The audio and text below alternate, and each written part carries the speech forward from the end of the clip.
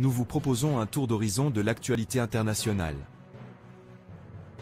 Dans un contexte de tensions géopolitiques continues, l'armée russe a récemment démontré la capacité de ses systèmes de défense aérienne en neutralisant une menace potentielle sur son territoire.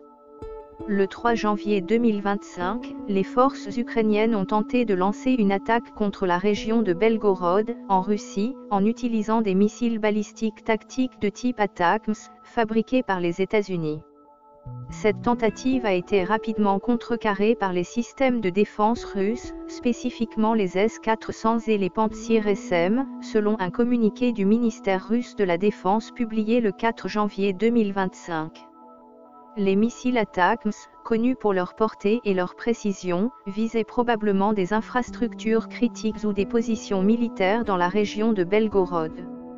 Cependant, les systèmes S-400, conçus pour engager des cibles à longue portée, et les systèmes Pantsir SM, plus adaptés pour des menaces à courte et moyenne portée, ont parfaitement coordonné leur action pour intercepter et détruire les 8 missiles ATACMS lancés.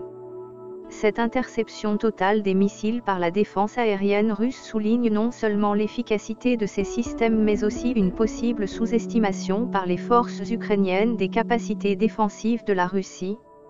L'événement met en lumière plusieurs aspects stratégiques et techniques. Premièrement, l'utilisation des ATACMS par l'Ukraine montre une escalade dans les types d'armements employés, passant de l'artillerie conventionnelle à des missiles balistiques tactiques, ce qui pourrait indiquer un changement dans la dynamique des hostilités ou une tentative de frapper des cibles plus profondément à l'intérieur du territoire russe. Deuxièmement, la réussite de l'interception par les S-400 et Pantsir SM témoigne de l'avancement technologique et de l'entraînement des opérateurs russes, capables de réagir efficacement contre des menaces aériennes modernes. Ce succès opérationnel pour la Russie pourrait également renforcer son image sur la scène internationale, démontrant la puissance de son arsenal défensif et potentiellement dissuadant de futures attaques de ce type. Toutefois, cela ouvre aussi la porte à des questions sur l'escalade potentielle du conflit, où chaque démonstration de force pourrait inciter à des réponses plus agressives ou à une intensification des sanctions internationales.